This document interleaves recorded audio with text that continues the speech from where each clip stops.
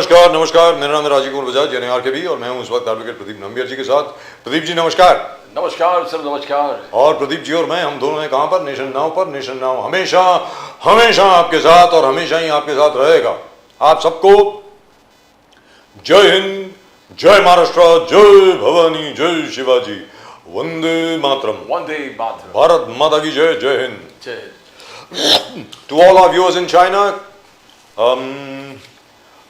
ni hao, and to all our viewers in Japan, konnichiwa. Amaru Yako Jumbo to our viewers in East Africa, South Africa, the continent of Africa, wherever they speak Swahili. And Pradeep ji, so the Trump tariffs, biggest talking point at the moment, the Trump tariffs. And what the Americans don't seem to realize is that these tariffs will have to be paid by them. बिल्कुल। अरे वो tariffs किस पे लगाए हैं? कोई penalty थोड़ी कि हिंदुस्तान को देना है, अमेरिका को या किसी और देश को देना है। अरे वो टैरिफ जो लगाए हैं वो टैक्स लगाया है आपके गुड्स के ऊपर। फॉर एग्जाम्पल, अगर मान लीजिए अमूल या कोई भी अमूल बटर जो है अगर आप अमेरिका भेज रहे हैं तो उसके ऊपर आपने 50% उसकी प्राइस ज्यादा कर दी। That's it. So those who want Amul butter और whatever else, if they really want it, they'll pay 50% extra. That's it. Now my point is, what are these guys cheering him for? For the fact that whatever say they used to buy for $1 is now going to cost $1.50. ये क्या है प्रदीप जी? मेरी समझ के बारे में। There is criticism within US also. The Obama group has criticized Trump the way he's treated India. He said, look at India very diplomatically moved out from the table.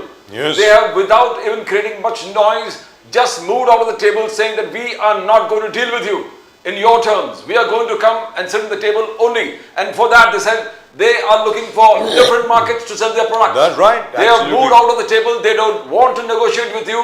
You are not in a commanding position at all. And years of hard work of having a good alliance with India, Trump has spoiled it all. Spoiled it forever. Spoiled it forever. India will now talk. India is not the same India that existed 15 or 20 years ago. That's what the US criticizers of Trump say. India today has grown a lot. It's nearly the third, virtually fourth and third largest economy. And I agree.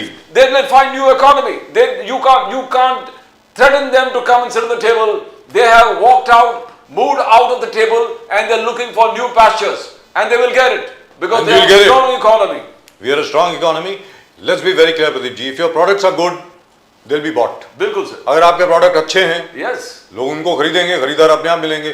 जैसे for example, I agree totally with Amitabh Kant, former CEO of Niti आयोग।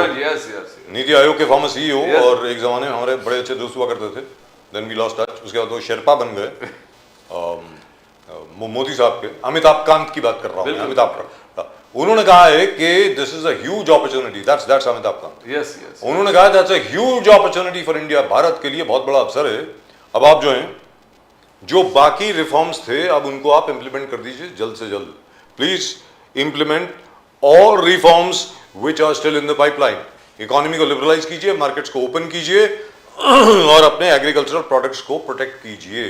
This is what needs to be done. But really and truly speaking, Modi ji ने जो किया है, hats off. He's just stood up to Trump and he has said, we are not afraid of you. जहां तक तुम्हारे blackmail का सवाल है, वो अपने पास रखो भैया। ये भारत है, हम पीछे नहीं हटते। Thank you very much. And when the criticizers of Trump say that India has moved off the table of negotiations, that shows to be seen. जब Trump offer किया था the fighter aircrafts F-35, we said no. We said no, we are not going to take. You said I offer you the F-35 as though Modi was ready to bite. He said, I'm not going to bite. The most important thing when he had caught Asif Munir there, Field Marshal, the self-proclaimed Field Marshal, out there, and he was made him to say, please sit down, I'm trying to get Prime Minister Modi. And I think he talked to Mr. Modi, and Modi said, no, I can't come. I don't have time. Itinerary is all fixed. I have a prior engagement. Yes, Thank you. Yes. I think the only Prime Minister in the world to say no for a meeting with the American President at the White House. Yeah, exactly. Narendra Modi. Let's not forget that. And that, by the way, is Tim Cook. We were just seeing footage of Tim Cook giving that, gold-plated thing, which is a 24-karat gold thing, to Trump. Can we have that footage on again, please? ये देखिए, Tim Cook साहब हैं, Apple Computers के।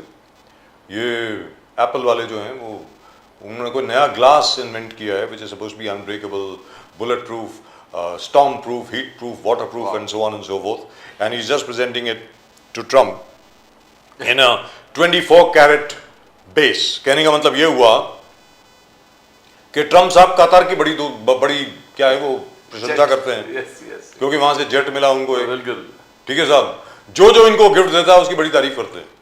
तो ये Tim cook साहब ने कहा है कि वो कोई $600 बिलियन इन्वेस्ट करने वाले हैं अमेरिकन इकोनॉमी में अगले 10 साल में। अब 10 साल तक किसने देखा है, क्या देखा है, कितना होने वाला है, we don't know. All we do know is कि फॉक्सकॉन की जो फैक्ट्री है हिंदुस्तान में, which manufactures Apple phones for America, by the way they have been exempted, they have been exempted from these tariffs. उसकी कैपेसिटी बढ़ा दी गई है प्रदीप जी, बिल्कुल। Yes. So there are lots and lots of goods and services which are exempt from these Trump tariffs. And now let's go straight across to our guests. We have a wonderful panel of guests.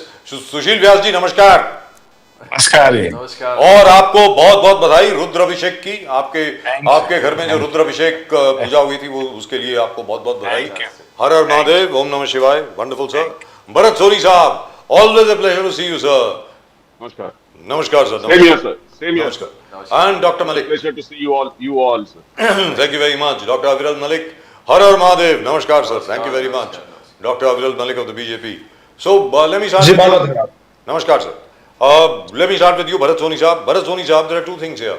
One, Trump tariffs. What people don't seem to understand, which we have tried to explain again and again and again. In fact, I put it out on Instagram, on Facebook, on Threads, and even on Twitter. Now Thread, now X, formerly Twitter, कि ये जो Trump साहब के tariff हैं, ये भारत को payment कुछ नहीं करनी है।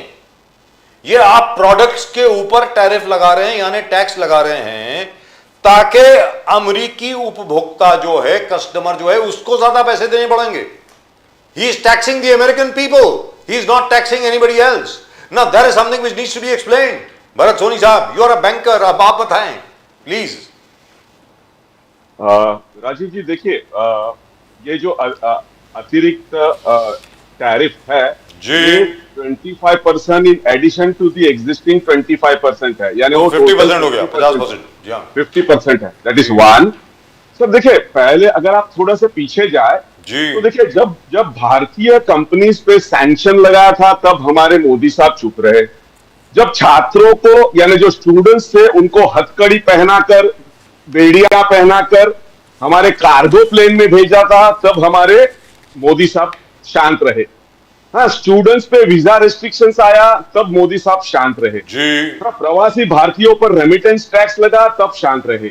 हाँ, पाकिस्तान और भारत को हाइपनोट किया तब वो शांत रहे। 33 बार युद्ध विराम का क्रेडिट लेने के बाद भी हमारे मोदी साहब शांत रहे।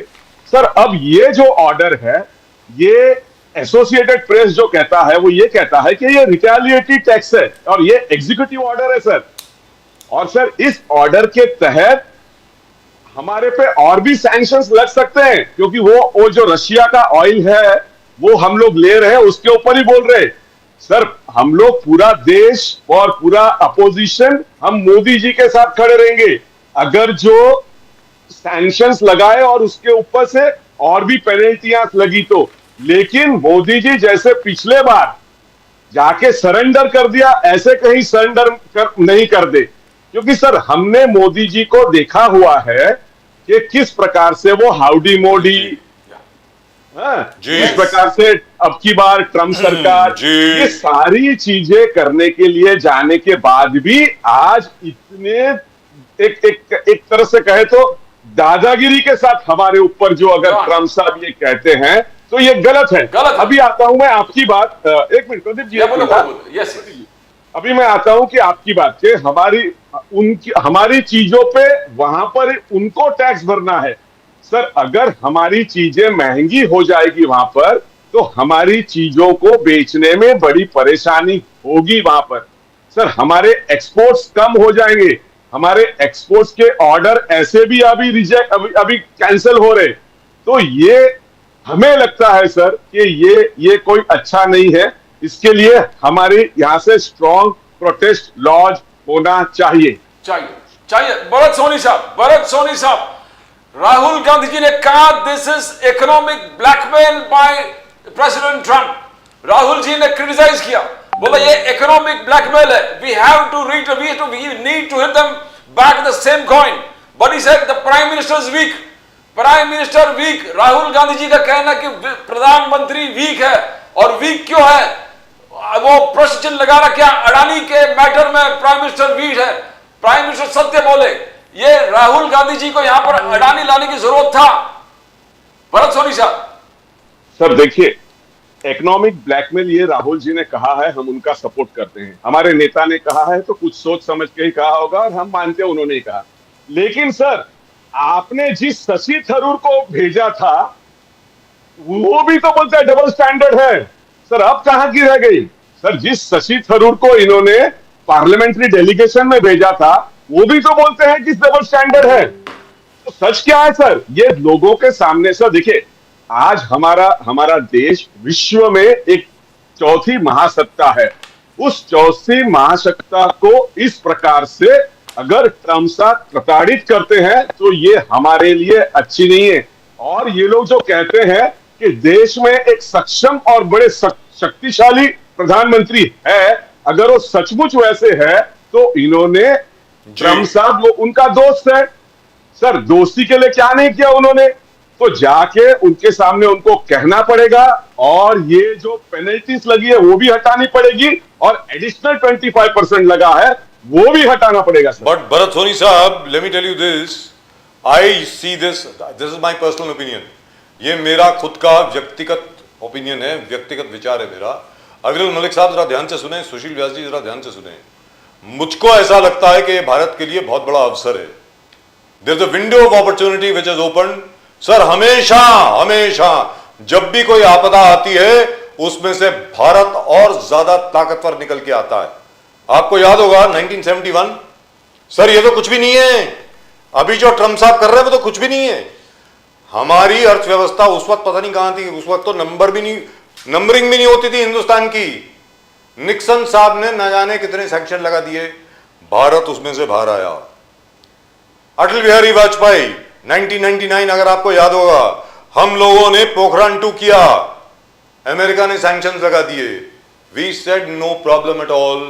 इनको यह लग रहा था कि हमारा इसरो का जो प्रोग्राम है, स्पेस प्रोग्राम जो है वो खत्म हो जाएगा, हिंदुस्तान की लोकोमोटिव इंडस्ट्री खत्म हो जाएगी, ऑटोमोबाइल इंडस्ट्री खत्म हो जाएगी, उसमें से बाहर निकल के आए। और अभी तो आप अर्थव्यवस्था इतनी ताकतवर है भारत की। Very frankly speaking, I agree with Amitabh Kant as he says, look for newer markets. BRICS के साथ बैठ करके Brazil, Russia, India, China, South Africa, चारों देश बैठ करके एक नई रणनीति बनाएं। अविरल मलिक साहब, आपको लगता नहीं है कि अब वक्त आ गया है कि भाई, जैसे हमारी इंडियन डेलीगेशन जो है, मैं आपको बताऊं क्या हुआ, पता नहीं आपको जानकारी है कि नहीं। हमारी इंडियन नेगोशिएटिंग डेलीगेशन जो गई थी ना कॉमर्स मिनिस्ट्री की, उन्होंने कहा जी जयराम जी की थैंक यू वेरी मच, जब आपका मूड होगा बात करने का हम आ जाएंगे। ठीक है, अभी आपका मूड नहीं है, आपको जो करना हो करिए, आप अपनी तरफ से करते रहिए। As far as we are concern, we are not going to negotiate any more, क्योंकि नेगोशिएशन जो होती है, बातचीत जो होती है, वो बराबरी की होती है। वो एक दूसरे को आप आदर, सत्कार, सम्मान देते हैं तो होती है। We are not going to be bullied और ब्लैकमेल्ड, ये भारत ने कहा है, और हम लोग उठ करके आ गए। नमस्कार। जिसके ऊपर जो बराक ओबामा और उनका जो पूरा ग्रुप है डेमोक्रेट्स का, जैसे प्रदीप जी अभी बता रहे थे, उन्होंने कहा है कि पिछले 15 और 20 साल की जो हमारी मेहनत रही अमेरिका की भारत को अपने साथ लाने की, वो ट्रम्प साहब ने उसको सत्यानाश कर दिया है। अब आपको लगता नहीं है अविरल मलिक साहब कि ये एक बहुत बड़ी अपॉर्चुनिटी है भारत के सामने? मुझको तो ऐसा लगता है, नई मार्केट ढूंढिए, सीधी सादी बात है, get rid of the dollar. ठीक है, as the prime minister says, थोड़ी देर के लिए तकलीफ होगी, सहन करेंगे, लेकिन क्या हम अपने किसानों को छोड़ दें? क्या हम अपने डेयरी फार्मर्स को छोड़ दें? अमेरिकन दूध को यहां पे बिकने दें without any tariff? American products जो है यहां पे बिकने दें without any tariff? Paneer sir, paneer, cheese, milk, beef, mutton, and don't forget tailors chicken legs. By the way, they are also coming to India. They want to destroy our entire poultry, our entire dairy business. अविरल मलिक साहब, आप बताइए, आपको लगता नहीं कि एक मौका है भारत के पास? बोलिए सर। जी देखिए, जहां तक विषय है भारत का, ये बिल्कुल स्पष्ट है, किसी रूप में भारत ना झुका था, ना झुका है, ना झुकेगा। ये बिल्कुल स्पष्ट हमारा स्टैंड है। और जी। उसके साथ साथ जिस तरीके विषय विदेश नीति का, एक्सटर्नल अफेयर पॉलिसी का, ये बिल्कुल क्लियर कट है। उसमें भारत का हित, राष्ट्र हित सर्वोपरि था, सर्वोपरि है और सर्वोपरि रहेगा। और किसी रूप में भारत की अखंडता, संप्रभुता के ऊपर कोई आंच आए, ये किसी रूप में मान्य नहीं है, किसी रूप में ये स्वीकार योग्य नहीं है। बिल्कुल स्पष्ट है, भारत मुंहतोड़ जवाब देगा, प्रतिकार करेगा, इसमें कोई दो राय नहीं है। ये जो देश है, ये मोदी जी के नेतृत्व वाला देश है एट प्रेजेंट। तो इस चीज को लेकर मैसेज तो बड़ा स्पष्ट रहना चाहिए, बड़ा क्लियर रहना चाहिए कि किसी प्रकार से हम, जिस प्रकार से अत्याचार की बात है, कोई अत्याचार करेगा, अपमान करेगा, अपमान करने का प्रयास करेगा, गलत बयानबाजी करेगा और इस प्रकार से सोचेगा कि भारत दब जाएगा, तो भारत कतई दबने वाला नहीं है, ये बिल्कुल स्पष्ट है। और उसके साथ साथ जहां तक विषय है विदेश नीति का, और जहां तक विषय है पर्टिकुलरली डिप्लोमेसी का, और मैं सोचता हूँ जहां तक विषय है देश को आगे बढ़ाने, मजबूत करने का, देश की स्ट्रेंथ का जहां तक विषय है, केंद्र सरकार का जहां तक विषय है, ये बिल्कुल स्पष्ट है, बिल्कुल क्लियर कट है। और जब विश्वगुरु भारत की बात की जाती है, निश्चित रूप से विश्वगुरु भारत के रूप में देश कैसे उभरा है, ये स्पष्ट रूप से सबके मध्य में है, सबके सामने आया। मैं सोचता हूँ सबने देखा, ऑपरेशन सिंदूर के बाद से स्पष्ट रूप से दिखाई पड़ रहा है विश्वगुरु भारत की छवि, विश्वगुरु भारत की झलक, और विश्वगुरु भारत बनने के कारण अन्य कुछ लोगों की छटपटाहट इंटरनली और एक्सटर्नली दोनों तरीके से बिल्कुल स्पष्ट मैसेज दिखाई पड़ रही है, इसमें कोई दो राय नहीं है। और उसके साथ साथ जहां तक विषय इंटरनल पॉलिटिक्स का है, मेरा हाथ जोड़कर नेशन नाउ टेलीविजन चैनल के माध्यम से, आपके करोड़ों दर्शकों के माध्यम से मेरा निवेदन रहेगा, किसी प्रकार की राजनीतिक बयानबाजी, ओछी राजनीति या फिर निम्न स्तरीय बयानबाजी ना की जाए विपक्ष के द्वारा। विपक्ष को किसी प्रकार की बयानबाजी इन मुद्दों पे नहीं करनी चाहिए। हाथ जोड़कर इसमें मेरा निवेदन। डॉक्टर मल्लिक जी, जब ट्रंप कहता है कि sale of Russian oil to India, Trump आगे जाकर कहता है कि resale of the same Russian oil for profit. और मोदी जी और यानी अडानी अंबानी, मोदी जी अडानी अंबानी यही रशियन तेल फिर रीसेल कर रहा है एट ह्यूज प्रॉफिट। तो क्या राहुल गांधी जी जो कह रहे हैं कि इसका इन्वेस्टिगेशन होना चाहिए, तो इसमें कौन सी पाबंदी है? क्या राहुल गांधी जी बोलना नहीं चाहिए? क्या देश जानना नहीं चाहिए कि रशियन तेल का रीसेल क्यों हो रहा है, कौन कर रहा है, किस प्रकार से कर रहा है? तो इसमें आपका क्या विचार है? राहुल गांधी जी ने कह रहा है इसका इन्वेस्टिगेशन होना चाहिए, resale of oil, Russian oil कहां जा रहा है, कौन पैसे खा रहा है, इसमें कौन प्रॉफिट बना रहा है? जी नहीं, देखिए, जहां तक विषय प्रॉफिट बनाने का, जहां तक पैसे खाने का विषय, और उसके साथ साथ जहां तक विषय राहुल गांधी जी का, देखिए इस प्रकार की बयानबाजी राहुल गांधी जी के द्वारा की जाती है, वो सबको स्पष्ट रूप से मालूम है, बिल्कुल स्पष्ट है। उलझुल बयानी की जाती है, उलझुल बातें कही जाती हैं। और उसके साथ साथ जहां तक विषय राहुल गांधी जी का, राहुल गांधी का सिंगल पॉइंट एजेंडा है। इस चीज को भारत से, ये हमारे कांग्रेस पार्टी के प्रवक्ता भरत सोनी जी मौजूद हैं, इनको मालूम होगा, और इनका वही है। पूरी कांग्रेस पार्टी, पूरा इंडिया अलायंस, सब महागठबंधन वाले, सबका एक ही एजेंडा है, ये सिंगल पॉइंट एजेंडा, अटैकिंग और नरेंद्र मोदी। इसके आधार पर चलते हैं, मोदी जी की आलोचना करना, मोदी जी पे एक तरीके से बयानबाजी करना, या फिर मौखिक दृष्टि से अगर कहा जाए तो मोदी जी के ऊपर हमला करना। मैं समझता हूँ ये बहुत ही दुखद है, निंदनीय है, ये किसी रूप में सार्थक नहीं है। और जनता इस चीज को देख रही है, जान रही है। इस देश की जो आबादी है, इस देश के जो नागरिक हैं, वो बहुत ही पॉलिटिकली अवेयर एंड मैच्योर हैं। और उस जिस तरीके की इनके द्वारा मैसेज बयानबाजी की जा रही है, ये देश की जनता का स्पष्ट अपमान है। जी, लेकिन अफजल मलिक साहब, एक चीज तो है, इसमें कोई दो राय नहीं है, जिस प्रकार अभी तक मोदी जी ने, मतलब आज और कल के बीच में उनकी बड़ी सख्त स्टेटमेंट्स आई हैं, इसके पहले तक मोदी जी चुपचाप रहे। उन्होंने कहा कि भाई जो लोग बात कर रहे हैं वो बात करेंगे, I don't have to get into a slanging man, मुझे तू मैं करने की कोई जरूरत नहीं है किसी से भी। And I think that's a very matured view. और भारत का जो अभी तक रवैया रहा है वो बहुत ही ठहराव वाला, बहुत ही गंभीर और बहुत ही मैच्योर्ड रहा है। We have not decided to take on Trump. Trump जितना मर्जी बोलते रहे, भारत के प्रधानमंत्री ने कभी ये नहीं बोला कि ट्रंप बेवकूफ है, जैसे बाकी लोग बोलते हैं। जैसे for example Canadian prime minister जो हैं, कार्नी साहब ने बोला, मैक्सिकन प्राइम मिनिस्टर जो हैं, that lady, I am really a fan of hers, she said who the hell does he think he is. The Germans, for example, the Germans have abused the hell out of him in the Reichstag, Bundestag. Reichstag used to be during the time of Hitler. The Danes, by the way, Denmark and Norway, they have laughed at Trump outright. ऐसा कुछ भारत ने नहीं किया है। भारत बड़ा आराम से चल रहा है। कहा भैया ठीक है, अभी आपको बात नहीं करनी, कोई बात नहीं, बाद में बात कर लेंगे। सुशील व्यास जी, आपको लगता नहीं है कि as far as Trump is concern we should now say भाई ठीक है, आपको जो करना है आप करते रहिए, we will work out something else. आज फॉर एग्जांपल आपको मालूम ही होगा, अजीत डोभाल साहब इस वक्त मॉस्को में हैं और उनकी काफी मीटिंग्स हुई हैं रशियन लीडर्स के साथ। और व्लादिमीर पुतिन साहब जो हैं, उन्होंने जो जी जिनपिंग साहब हैं उनके साथ बात करी है और यह भी कहा है कि जो इंटरनेशनल एक्सचेंज करेंसी है भी डॉलर है, reserve currency is the dollar, that we should move away from the dollar and we should move to gold और we should have a bilateral currency. For example, अगर China और India का trade है, अगर हम China से खरीदते हैं तो हम चाइना को युआन में दें, चाइना हमसे खरीदता है तो हमें रुपए में दे, और और in reverse, one of the two, और वाइस वर्सा। तो आपको लगता नहीं कि वक्त आ गया है that we should liberalise our own markets, number one.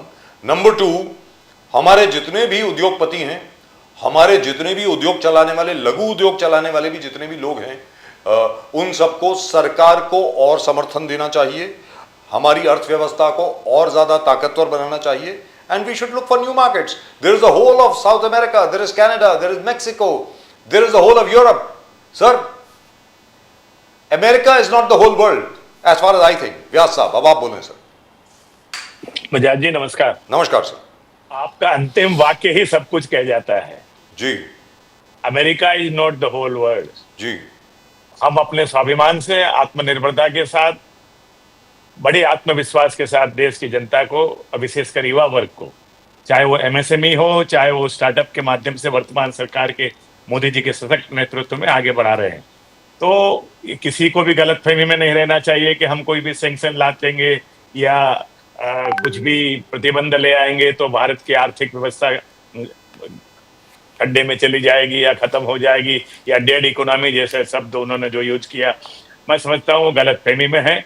Bharat अब वो समय आ गया है जब वो इस समय विश्व की चौथी सबसे मजबूत आर्थिक व्यवस्था के रूप में स्थापित हो चुका है और बहुत जल्दी तीसरे नंबर पे पहुंचने वाला है। तो उस समय कोई भी हमें इस तरह से डरा धमका देगा, वो शायद सपनों में जीता है या गलतफहमी में अपने आप को रखता है।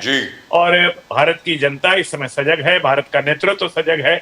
आर्थिक रूप से हम इतने सशक्त हैं कि विश्व के अन्य मजबूत देशों के साथ जिनका जिक्र आपने किया, चाहे वो रसिया हो या चाइना हो या अन्य मजबूत अर्थव्यवस्थाएं हो, उनसे हमारे वर्तमान नेतृत्व के बहुत नजदीकी और व्यक्तिगत संबंध हैं। और उसके चलते मैं नहीं समझता कि इस तरह की कोई धमकियों के माध्यम से कोई हमारे देश को दबा लेगा या हमारे देश को मजबूर कर देगा कि उनके सामने घुटने टेक दे कि हम उनकी बातों को और उनकी शर्तों को माने। अब जिसका जिक्र मलिक जी कर रहे थे, दुर्भाग्य है कि हमारे देश के विपक्ष ने इस समय चुना कि वो इस तरह जो हमारे को डरा धमका रहा है उसके साथ खड़े होकर उनकी भाषा में बात कर रहा, उसमें स्वर में स्वर मिलाने की बात कही, तो बड़ा दुर्भाग्य है।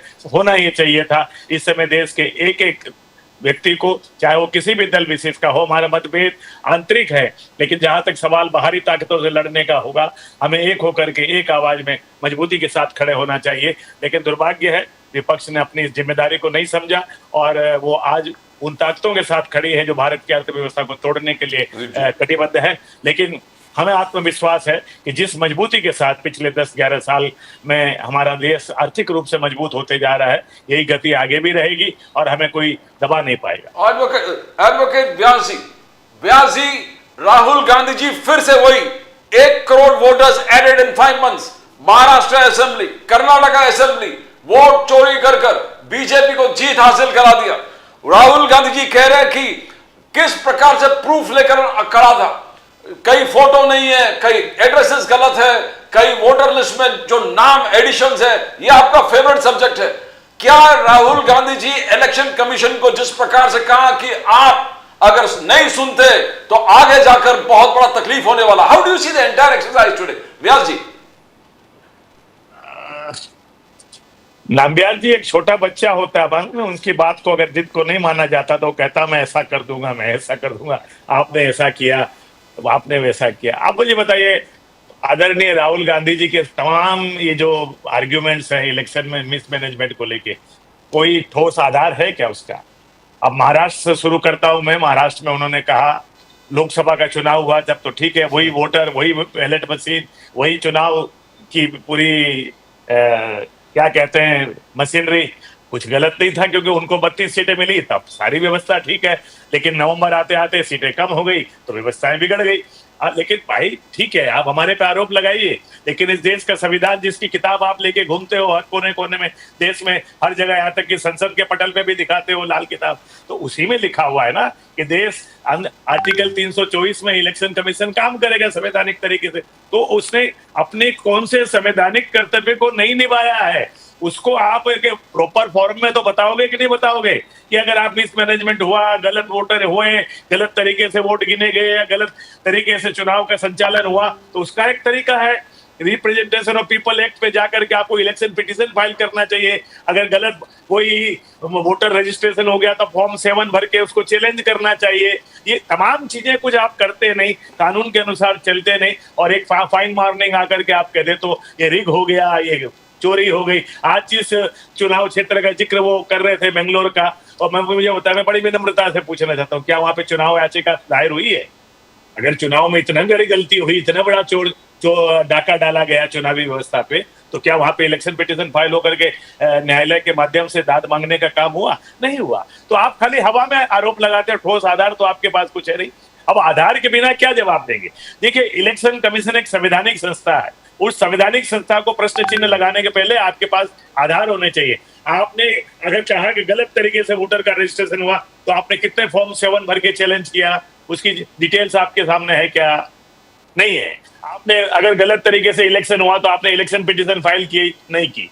अब आप बिहार में आ जाइए, आप एक दिन, आज भी शायद आज 7 तारीख के 3 बजे तक का आंकड़ा बिहार इलेक्शन कमीशन ने अपने साइट पे डाला होगा, करीब 22-23 हजार लोगों ने जो 18 साल के हो गए उन्होंने रजिस्ट्रेशन फॉर्म 6 भरा है। जो लोग जिनको यहाँ से दूसरी जगह चले गए, उन लोगों का नाम गलती से किसी इलेक्शन रोल से दूसरे रोल में चला गया, उन्होंने अपना फॉर्म भरा है, वो करीब 23,000 है। लेकिन दुर्भाग्य की बात है नामबिहार जी, करीब 1,60,000 BLA यानी block level agent, different political party, जिसमें कांग्रेस भी है, राष्ट्रीय जनता दल भी है, तमाम 12 पार्टियां जो रिकॉग्नाइज है बिहार में, उनके प्रतिनिधि वहां पे अपॉइंट है। किसी ने not a single, 0 objection registered with election commission. अगर आप ऑब्जेक्शन रजिस्टर नहीं करोगे, आप प्रक्रिया को फॉलो नहीं करोगे, और आप खाली बयान दोगे कि गलत हो रहा है, हमें SIR पे मांग करना है, भाई सुप्रीम कोर्ट सुन रहा है। सुप्रीम कोर्ट के न्यायाधीशों से ज्यादा तो बुद्धिमत्ता और न्याय की परख हमारे पास नहीं है ना, उनको करने दीजिए। जो अगर कोई भी न्याय प्रविष्ट चीज है उसको आप किस तरह से बहस करना चाहते हो, ये थोड़ा सा जिम्मेदारी उनको, अभी विपक्ष के नेता है, संवैधानिक पद पे है, समझना चाहिए। और अगर मान लो कोई गलत हुआ है, हम स्वागत करते हैं, उसका ठोस आधार के साथ कोई बयान करे, ठोस आधार जनता के सामने रखे, जनता की अदालत में आए, उसका दूध का दूध, पानी का पानी होगा। Let me ask Bharat Soni साहब, यही चीज बार बार कही जाती है, specially with regard to the Congress. जब इवेंट होता है तब आपकी तरफ से कोई ऑब्जेक्शन करता नहीं है। जैसे इलेक्शन जब हो रहे हैं, जो आपका शख्स वहां पर बैठा है, जिसकी ड्यूटी है ये बताने के लिए कि भाई यहां पे गड़बड़ हो रही है, वो तो 4:45 बजे निकल जाते हैं। सर, मैंने खुद देखा है, जो मेरा पोलिंग बूथ था वहां पर मैंने देखा, आपके जो पोलिंग एजेंट थे वो थे ही नहीं वहां पे, चले गए सर वो। आप मुझे बताइए अगर वहां पे गड़बड़ हुई, और बाद में by the way I think Ravindra Waikar sahab won by 1 vote, if I'm not mistaken. Sir मैं 48 votes, आप करेक्ट। Our Kirtikar साहब had been declared the winner by 1 vote, and then it was recounted, and Vaikar साहब was shown the victor by 48 votes. All I'm saying is, where were the Congress chaps? इसी तरीके से बाकी हर जगह पे जब ये पूरी एक्सरसाइज हो रही थी बिहार में, सर कितनी कंप्लेंट गई? कांग्रेस के भी तो लोग थे ना सर वहां पे। ये this is a very valid point, कितनी स्पेसिफिक ऑफिशियल कंप्लेंट्स गई, और मान लीजिए कंप्लेंट्स गई और इलेक्शन कमीशन ने एक्सेप्ट नहीं करी, so you must be having copies. वो दिखाइए सर, इलेक्शन कमीशन की वेबसाइट पे आपने कंप्लेंट करी होगी, 500 गई होंगी, 700 गई होंगी, 100 गई होंगी, 150 कंप्लेंट्स होंगी, चलिए 10 तो होंगी। Sir, where are the copies? Where are the copies of the emails which were sent to the Election Commission website?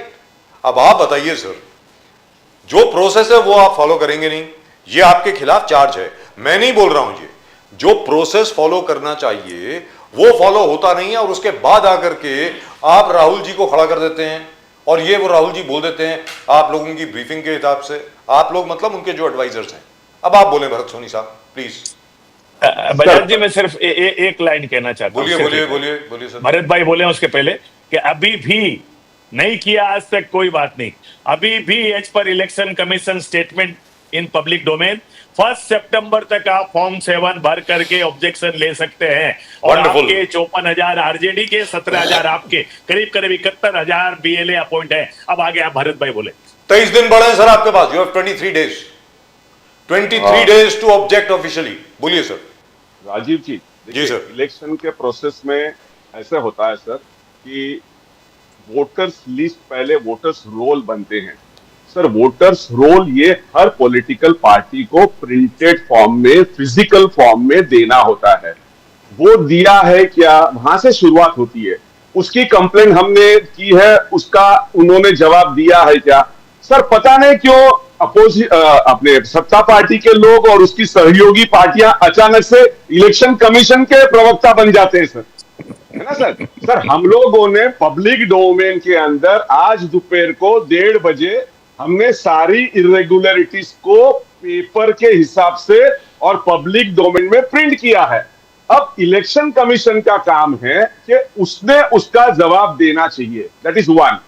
Sir 25 seat सिर्फ काफी थी जिसकी वोट चोरी हुई है, हमने बताया। सर महाराष्ट्र की बात में आते हैं। महाराष्ट्र के बात में देखिए सर, 5 महीने के अंदर सबसे ज्यादा वोट ऐड हो गए, और दूसरे सर एंटायर पॉपुलेशन जो उस कॉन्स्टिट्यूएंसी का है उससे ज्यादा वोटर हो गए। सर ये कैसे हो सकता है? और ये हमने लास्ट टाइम भी कहा था, फिर से दोबारा बोलते हैं। सर दूसरा, सर रात को शाम को 5 बजे वोटिंग बंद हो जाने के बाद अगर जंप करता है तो वो कौन बोलेगा? उस पोलिंग बूथ का पोलिंग एजेंट तो चला गया है साइन करके जी। सर वो इलेक्शन के आंकड़े तो इलेक्शन कमीशन ने रात को 12 बजे दिए, तब वहां कौन रहता है सर? सर वहां कोई नहीं रहता है। उसके बाद जब इलेक्शन पिटीशन फाइल की है, उसके अंदर हमने फाइल किया हुआ है, हम कोई भी बात हवा में नहीं करते हैं सर। तो वो एक बात हुई है। और उसके साथ आज जिस प्रकार से राहुल जी ने जो किया, जो प्रेस कॉन्फ्रेंस में बताया, 1,250,000 वोट्स की चोरी sir, duplicate vote 11,965, fake and email invalid address 40,009, bulk voter in one particular house ना सर। सर वो कितने हैं? 10,452 सर। और एक ही वोटर विभिन्न राज्यों के अंदर जाके वोट करता है सर। उसका एपिक नंबर देखिए, उसका डिटेल्स देखिए, और फिर बाद में बात करिए, हवा में बात मत करिए सर। हमने जो रखा है वो पब्लिक डोमेन में रखा है, उसका पॉइंट वाइज रिप्लाई दीजिए। और हम नहीं चाहते हैं कि हमको पॉलिटिकल पार्टीज के लोग हमको इलेक्शन कमीशन को जवाब देने दीजिए सर। सोनी साहब, इलेक्शन कमिशन ने जवाब दिया आपको? नहीं दिया सर। नहीं, मैं आपको बोल रहा हूं, बोल रहे हो लोग, नहीं झूठ बोल रहे हो लोग, नहीं दिया जवाब सर। आज उनका ऑफिशियल स्टेटमेंट है कि whatever Rahul Gandhi ji has said, we would request him that Rahul Gandhi ji से अंडर ओथ, और रूल नंबर भी बोला है, rule 20/3/B of the registration of election rules. तो इसके हिसाब से आप ओथ में दीजिए, हम तुरंत आज जो कहा वो उसका पूरा इन्वेस्टिगेशन करेंगे। पर राहुल जी गांधी जी ने कहा कि मैं एक पब्लिक ऑफिसर पॉलिटिशियन हूं, और जो भी मैं पब्लिक फील्ड ओथ पे बोलता हूं उसको आप ओथ समझ लीजिए, वो ओथ है, और वहां से कार्रवाई शुरू कर दिए। तो क्या फाइल करने में क्या तकलीफ है भरत सोनी साहब? somebody else can do it if not Rahul Gandhi। देखिए ये पूरे सबने हमारी जो टीम है उसने पूरा इसके अंदर छानबीन करके ये स्टेटमेंट हमने किया हुआ है। अब अगर जवाब देने के बदले, एक मिनट प्रदीप जी, एक मिनट, जवाब देने के बदले अगर और एक पेचीदा मामला अंदर घुसेड़ रहे हैं तो हम करेंगे सर। ट्रांसपेरेंसी क्या है हमें वो लोग नहीं सिखाए सर। जब हम लोग ने उनसे वीडियो सीसीटीवी फुटेज मांगा, बोला सीसीटीवी फुटेज नहीं मिल सकता है सर। जब हमने कहा कि वीवीपैट में लाइए, तो अब आने वाले चुनाव में वीवीपैट ही नहीं होगा सर। देखिए बार बार इलेक्शन कमीशन उनकी ट्रांसपेरेंसी के ऊपर प्रश्न खड़ा हो ऐसा कर रहा है, ये हमारे देश के लिए घातक है। और सर, अगर लोग इसको हंसी में उड़ा रहे हैं या तो उसके बारे में टिप्पणियां कर रहे हैं, इलेक्शन कमीशन के वो लोग प्रवक्ता बन रहे, तो ठीक है सर, करिए। हमें पता है सर, जो जो पार्टी जिस प्रकार से सत्ता में आई और उसके खिलाफ जब हमने कंप्लेंट की, उसको 2 साल लगा बताने के लिए। ये लोग बोलते हैं कोर्ट में जाइए, सर 2 साल कोर्ट को ये बताने को लगा कि ये मामला विधानसभा के स्पीकर के पास था। तो आपने कहा सुशील व्यास जी प्रवक्ता है, नाम नहीं लिया पर इशारा था, सुशील व्यास जी प्रवक्ता है। मैं सुशील व्यास जी का नाम नहीं लेता हूँ, हम लोग दोनों दोस्त हैं, एक ही स्टूडेंट ऑर्गेनाइजेशन है। हम 45 साल पहले विद्यार्थी राजनीति साथ में शुरू किए हैं, इसलिए मुझे बड़ा तरस और निराशा हो रही है। आज मेरे भरत भाई जैसे होशियार व्यक्ति ये कह रहे हैं कि इलेक्शन कमीशन वीवीपीएटी नहीं कर रहा। मेरे भाई भरत भाई, विधानसभा लोकसभा का चुनाव इलेक्शन कमीशन ऑफ इंडिया करता है, और ये जो स्थानीय लेवल पे जो कॉर्पोरेशन जिला परिषद का चुनाव, उसका स्टेट इलेक्शन कमीशन अलग है, उसके रूल अलग है, उसके कानून अलग है, उनके व्यवस्था अलग है। उसमें आज तक वीवीपीएटी नहीं था, यही स्टेट इलेक्शन कमीशन वाघमारे ने कल कहा, ये कोई नई चीज नहीं। That election commission is different than this election commission. Please उतनी गुमराह मत करिए जनता को। का कोई प्रोविजन है नहीं। So let me go across to का कोई प्रोविजन है नहीं। So let me go across to Dr. Malik साहब, बार बार ये मुद्दा सामने आता है। फॉर एग्जाम्पल, ये मुद्दा सामने नहीं आया, Bharat Soni sahab won't like that, but Bharat Soni sahab I hope will not mind me saying that, he is a very dear friend of mine. जब लोकसभा चुनाव में कांग्रेस की परफॉर्मेंस, उनका प्रदर्शन बहुत अच्छा रहा, much better than expected, Congress को ऑलमोस्ट डबल सीट्स मिल गई, 52 के करीब थे, अभी आप 100 के ऊपर हैं। You got 100 seats plus 1, Sangli की जो सीट है वो भी आपकी है, तो 101 हो गई। तो तब कोई प्रॉब्लम नहीं थी इलेक्शन कमीशन में, वोटर्स रोल में, वोटिंग वगैरह में। या तो आप अखिलेश यादव जी की तरह हो जाइए। अखिलेश यादव जी ने कहा है, सर पूरी बात सुन लें सर मेरी, मैं आपने हाथ उठाया सर, प्लीज सर, मैं आ रहा हूं आपके पास आता हूं, एक सेकंड सर। अखिलेश यादव जी ने कहा है कि उत्तर प्रदेश की जितनी भी सीटें हैं, अगर 99% भी समाजवादी पार्टी को मिल जाएं, मैं फिर भी कहूंगा कि ईवीएम पे मुझे चुनाव नहीं करना है। I want to go back to ballot paper, ऐसा अखिलेश यादव जी ने कहा है। आपने तो ऐसा नहीं कहा सर। तो मेरा यह कहना है, if you have an intervention which is very short, please make it Bharat Soni sahab, so I can go to Aviral Malik sahab who is not spoken for the last 10 minutes. Sir please. Rajiv ji, मैंने खाली आपको इतना ही बोलना था उस समय पे कि लोकसभा के ऊपर हमने प्रश्न नहीं उठाया, ऐसा नहीं है। वहां पर भी जिस प्रकार से सीटें चोरी हुई है, जिस प्रकार से वो लोग हारे हैं, जैसे अभी आपने जो अरे भाई साहब, जहां जीत जाते हैं सब बढ़िया है, जहां हार जाते हैं सब खराब है। आज जम्मू कश्मीर जीत गए बढ़िया हो गया, पश्चिम बंगाल जीत गए बढ़िया हो गया, पंजाब जीत गए बढ़िया हो गया, कर्नाटक जीत गए बढ़िया हो गया। विपक्ष के सर पंजाब में कहां जीते हैं? मैं समझता हूं बीमारी बन चुकी है दिमाग में, चाहे हार जाएंगे। अरे डॉक्टर मलिक, खराब है, इलेक्शन कमीशन ऑफ इंडिया खराब है, जुडिशरी खराब है, पुलिस थाने खराब है, पुलिस प्रशासन खराब है, एसपीडीसी खराब है। भैया क्या नाटक बना रखा है, वोटर लिस्ट से लाएंगे, उसके अलावा इनके पास कोई मुद्दा ही नहीं है, विकास पे चर्चा ही नहीं कर रही। इसी मुद्दे के आधार पे 6 महीना, 1 साल, 2 साल, 3 साल, 4 साल, लगातार 10 साल एक ही मुद्दे पे अटके हुए हैं।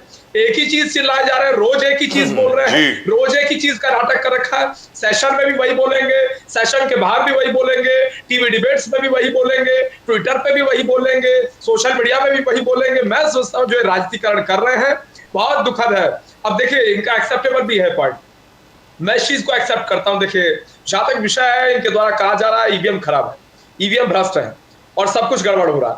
देखिए, अगर सब कुछ गड़बड़ हो रहा है और आप कह रहे हैं कि आप ईमानदार हैं, तो आप कहिए, आप निवेदन करिए, आप कह रहे हैं ईमानदार हैं, इसका अर्थ है ममता बनर्जी ईमानदार है और भ्रष्टाचार हो रहा है, बाकी सब मेलजोल हो रहा है, सब एक तरीके से घपला घोटाला हो रहा है। ईवीएम में मैं सोचता हूं, अगर ये कह रहे हैं कि एक तरीके से गड़बड़ हो रही है और ईवीएम के माध्यम से ममता बनर्जी, भगवंत मान, सुखविंदर सिंह सुक्खू और कर्नाटक के सीएम इनके जीते हैं, तो उन्हें कहिए वो अगर ईमानदार है तो इस्तीफा दें, क्योंकि ये कह रहे हैं ईवीएम खराब है और वो खराब ईवीएम से सीएम बन रहे हैं। वो खराब ईवीएम से सीएम कैसे ये जो है रह सकते हैं? ये बताए, आखिर बता क्यों नहीं रहे, क्यों स्पष्टीकरण नहीं दे रहे? मैं सोचता हूं बहुत ही दुखद है। और जिस तरीके से भरत सोनी जी यहाँ मौजूद हैं, अगर इस बात के ऊपर लीपापोती करने का कार्यक्रम जारी रखते हैं तो जनता इन्हें मुंह तोड़ जवाब निश्चित देगी। 2004 से 2014 10 साल इस देश के प्रधानमंत्री डॉक्टर मनमोहन सिंह जी रहे। सबको मालूम है वो डॉक्टर मनमोहन सिंह जी अगर प्रधानमंत्री बने तो ईवीएम के माध्यम से बने, वोट के माध्यम से बने।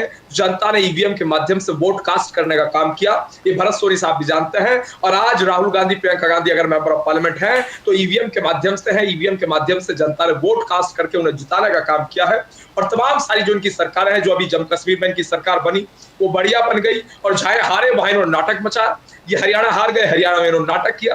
अभी 2027 में यूपी हारेंगे, यूपी में नाटक करेंगे।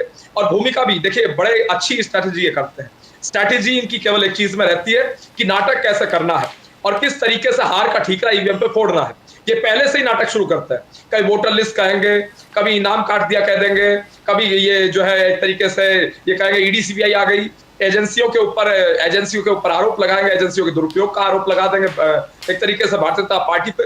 तो मैं सोचता हूँ पूर्ण रूप से ये किसी प्रकार से एविडेंस बेस्ड नहीं है, ये मैं सोचता हूँ तथ्यहीन है और जनता ने मुंहतोड़ जवाब देती रहेगी। डॉक्टर अविरल मलिक, पूरे इंडिया अलायंस का कहना है कि राहुल गांधी जी का हक बनता है एज एन ऑपोजिशन लीडर आपको प्रश्न पूछे। आपको प्रश्न राहुल गांधी जी पूछेगा और हमेशा राहुल गांधी जी ने प्रश्न पूछा है आपसे। जीएसटी में प्रश्न पूछा, वो सही था, कांग्रेस का कहना है। चाइनीज इंट्रूशन में प्रश्न पूछा, आप जवाब नहीं दिया, आप राहुल गांधी को चुप किया। अडानी वाले इश्यू में पूछा, आपने चुप। Covid, economy, farm laws, Rafale scam, PM care fund, demonetisation, electoral bond, US tariff, तो हर चीज में राहुल गांधी जी प्रश्न पूछना चाहा, आपने उनका मुंह बंद करने का कोशिश किया। यह आप पर चार्ज है कांग्रेस का। राहुल गांधी जी को बोलने नहीं देते आप। जी नहीं, देखिए जिस तरीके से आपने कहा राहुल जी को बोलने नहीं देते, राहुल जी हमेशा बोलते ही हैं, वो कभी शांत नहीं होते और बोलते हैं तो उलझुल बात ही बोलते हैं, ये भी एक बड़ा तथ्य है। और उसके साथ साथ दूसरी बात यह है, जिस तरीके की उनकी हरकतें रहती हैं राजनीति में होते हुए, इस प्रकार की वो बातचीत करते हैं, मैं सोचता हूँ ये गलत है, दुखद है, निंदनीय है। अब जहां तक विषय जीएसटी का, गुड्स एंड सर्विसेज टैक्स, एक राष्ट्र एक कर, ये निश्चित रूप से हमारी उपलब्धि है। नमामि गंगे हमारी उपलब्धि है, तमाम सारी योजनाएं हमारी उपलब्धि है। नोटबंदी हमारी एक बड़ी उपलब्धि में से एक है। देखिए नोटबंदी से पीड़ा किसे हुई? जो भ्रष्टाचार को बढ़ावा 60 साल से दे रहे थे, उन्हें पीड़ा नोटबंदी से हुई। और उस सबने देखा, केवल विपक्ष को हुई, ये भी सबने देखा। केवल उन लोगों को हुई जिन्हें मोदी जी के ऊपर आरोप लगाना होता है, ये भी सबने देखा। और भरत सोनी जी को इस चीज को जान लेना चाहिए, नोटबंदी जीएसटी जनता उपलब्धि के रूप में लेती है। जनता ने वोट को एक प्रकार से कास्ट करते हुए मोहर लगाने का स्पष्ट काम किया, वो सबने देखा। भारतीय जनता पार्टी को जिताने का कार्य किया है, वो सबने देखा है। जी, लेकिन एक चीज तो है,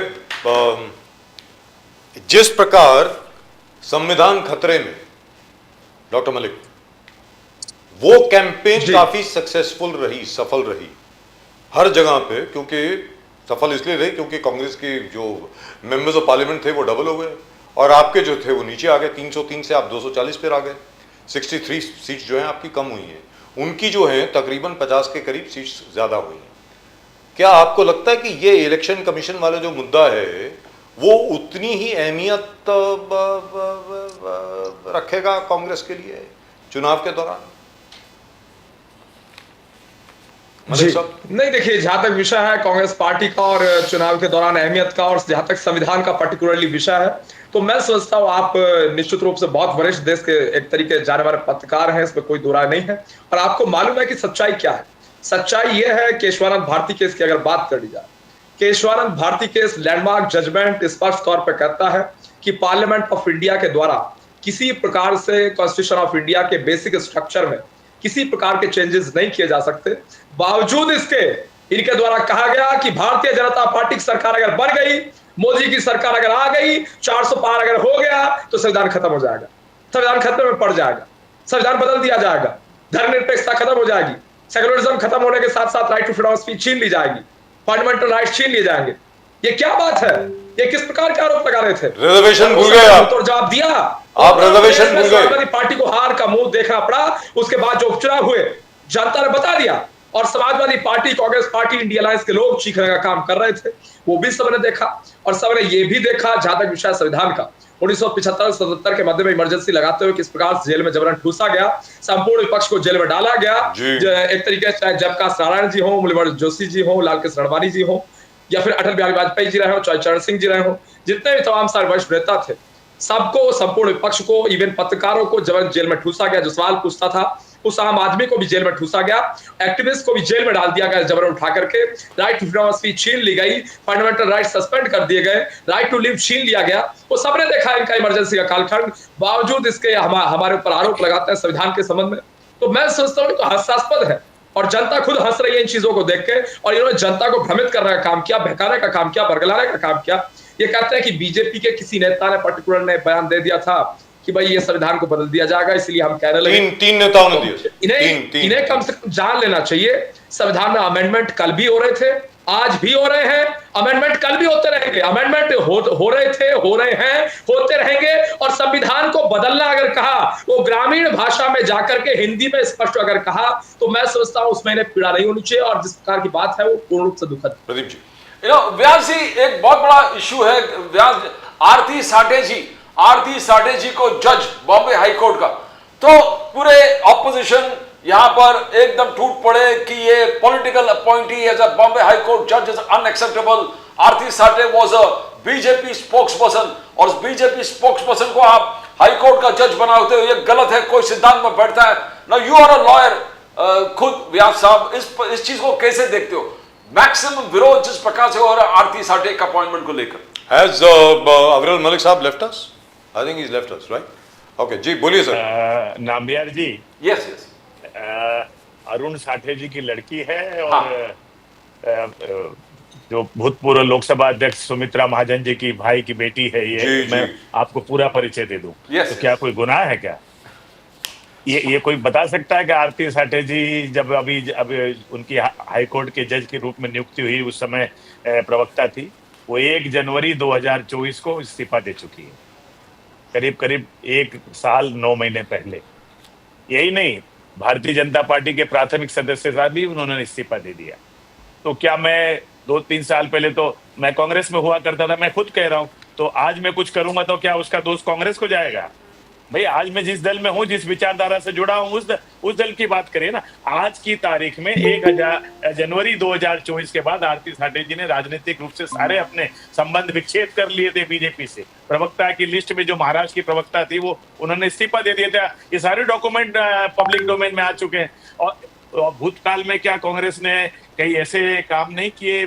मैं नाम नहीं लेना चाहता, नाम चाहिए तो मैं ले भी सकता हूं, लेकिन मैं सार्वजनिक रूप से नहीं लेना चाहता कि क्या कोई व्यक्ति को लोकसभा लड़ाया, हार गया, फिर आपने उसको बट व्यास साहब one second, sorry व्यास साहब, is there any estoppel, ESTOPPEL, estoppel, which prevents any spokesperson who is a senior advocate, and by the way we know Aarti Sathe ji very well. Aarti Sathe ji Bharatiya Janata party की हमारे शो में न जाने कितनी मर्तबा आई हैं।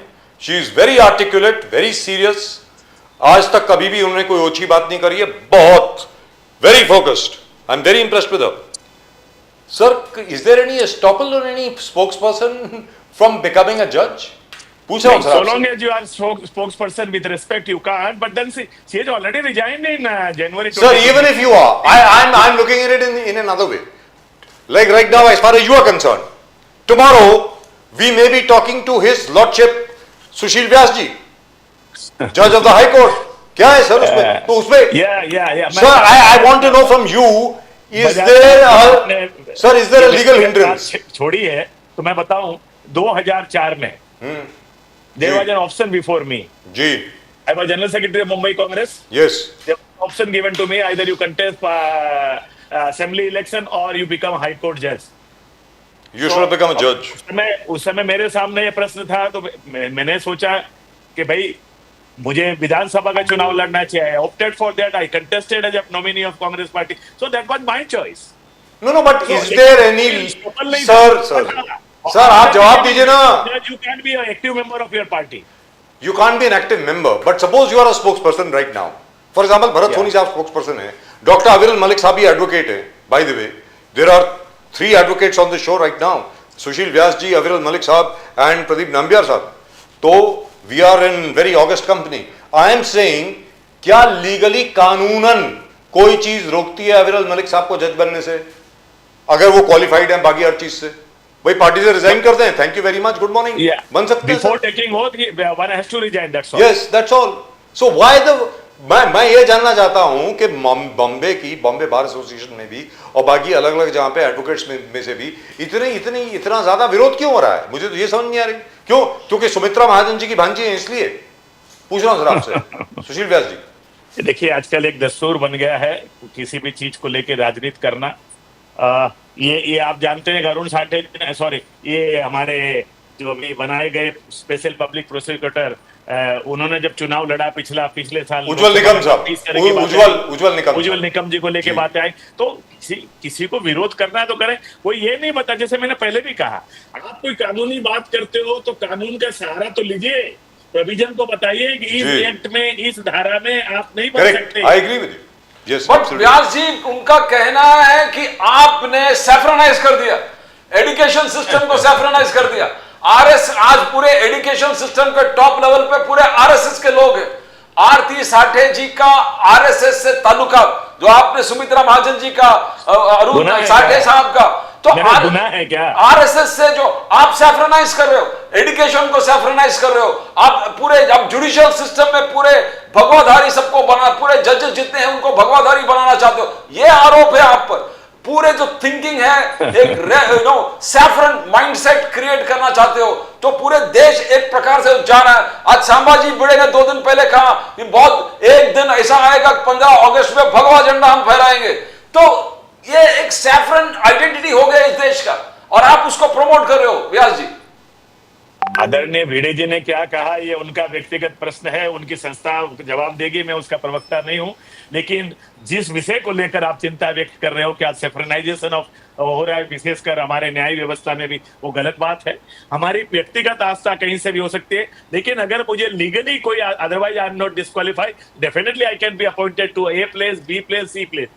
But if somebody is objecting, he or she must come out. How I am disqualified? That's right. Which is the most important. Which is the most important thing. That as far as because nobody has quoted any law. There's no law. As I said, because I've tried to find out, there's no law which stops anybody from becoming a judge if all other parameters are met. Let's be very clear. So it's very much within the law. There is no problem. But I think Bharat Soni Saab will answer. Bharat Soni Saab, your charges, Kharge Saab specially. Education system में पूरे RSS पूरे अंदर तक घुस गए, top level पूरे सैफ्रनाइज हो गया। अब जुडिशरी को भी सैफ्रनाइज कर रहे हो, जुडिशरी भी पूरे जजेस एक ऐसे थिंकिंग से आ रहा है जो टोटल संघ के साथ है। You think it's saffronisation of the judicial system also? Sorry sir. Absolutely right, sir. Absolutely right. I stand by the statement of our honorable president. Sir, today people will not know this, but you will know it after 5 years, 10 years. You will see the effect. How they have saffronized the entire thing. Sir, chancellors कौन है sir? Sir सारे सब वहीं से है। आप university के chancellors की लिस्ट देखिए, पूरे वाइस चांसलर्स वो पूरे सब सैफ्रनाइज। सर नई एजुकेशन, भाई साहब 1975 में आपातकाल लगा के कहां से लाए थे चांसलर? कहां से लाए थे प्रोफेसर? जब 1975 में आपातकाल लगाया था, सेंट्रल यूनिवर्सिटीज में किन किन लोग की नियुक्तियां की गई थी बताइए ना। तो सर आप ही से सीखा है ना। कहां से कौन लोग लाए जाते हैं? सर आप लोगों ने कांग्रेस से ही सीखा है। आप बात कर रहे हैं हिंदुत्व की, आप भरत सोनी साहब, हिंदुत्व साहब, एक मिनट, मलिक साहब एक सेकंड देख रहे हैं इस चीज को। मलिक साहब मैं जरा कुछ बोलूं। तब आप लोग कहाँ थे? तब आप लोग क्या कर रहे थे? जेल में थे। बैठे थे सर, जेल में थे। भाई साहब जेल में डाला गया था। जेल में थे सर। जबरन वहां से कुछ नहीं हुआ। सबको जबरन जेल में थे सब। भरत सोनी साहब, नेताओं को जेल भेजा गया था। भरत सोनी साहब एक सेकंड। अरे मलिक साहब एक मिनट, हंसी उड़वाने का काम। मलिक साहब एक मिनट। व्यास जी, भरत सोनी साहब सुनने वाली बात है। Sir BJP has learn from you. BJP ने आप लोगों को बहुत अच्छी तरह स्टडी किया है सर। आपके कौन से हिस्टोरियन थे? ICHR chairman doctor Irfan Habib, Bipin Chandra, our most incomparable Romila Thapar. Sir अब मेरा ये कहना है, you went this way, so naturally now the new government will go that way. They were party with a difference, na? Sir, have they come to repeat the old thing? Have you come to power to repeat the same thing what Congress did? And emergency का you are on the right. Sir, you are on the left, they are on the right. आप leftist को appoint कर रहे हैं और rightist को कर रहे हैं, तो कौन सी बड़ी बात हो गई सर? ये left right sir there is a pushback. No Bharat Soni sahab, let's be very fair. There is a pushback. Let's be very fair. One second just hear me out. Sir Congress के जमाने में मुझे याद है, by the way I was born in Lutyens bungalow zone, number 22 Firoza road used to belong to my father. I am from there. मैं आपको बताऊं sir, Doordarshan में, आकाशवाणी में, मैं आपको बताया, मंडी हाउस सर मंडी हाउस तो बाद में बना है. मंडी हाउस को तो सामने हमने वो राजा मंडी का पैलेस हुआ करता था, उसको सरकार ने खरीदा, उसके बाद वहां पर जाकर के प्रसार भारती का ऑफिस बना. सर दिल्ली के बारे में मुझसे मत पूछिए, दिल्ली की कोई गली ऐसी नहीं है जिसके बारे में मुझे मालूम ना हो. Bye the way this Vyas Saab would be very interested in this. The Lutyens Bungalow Zone was created because of me. Let me tell you this. उसमें मेरा नाम होगा राजीव के बजाज वर्सेस दिल्ली एडमिनिस्ट्रेशन. देख लीजिए sir. Now point is, this is what I'm coming to. Whether it was Akashvani, whether it was Doordarshan, whether it was any institution, आपके time पे there was just one set of people जो आज की तारीख में Lutyens mafia बोलते हैं ना लोग, सर वो कंट्रोल करते थे. कौन टीवी पे आएगा, कौन दूरदर्शन पे न्यूज करेगा, कौन कहां जाएगा, किसी को एंट्री नहीं थी. मैं क्लियर आपको बोल रहा हूं. ये मोदी जी और अमित शाह के आने के बाद जो जितने आपके लेफ्टिस्ट जर्नलिस्ट थे, जितने आपके ये एलबीजेड, ये जोरबाग, डिफेंस कॉलोनी, आपका Tughlak road, Akbar road, Firoz road, Connaught place, यहां के जितने भी लोग थे उनको गुड मॉर्निंग की गई और उनको भैया मेरिट बेस्ड होगा, thank you very much, good morning.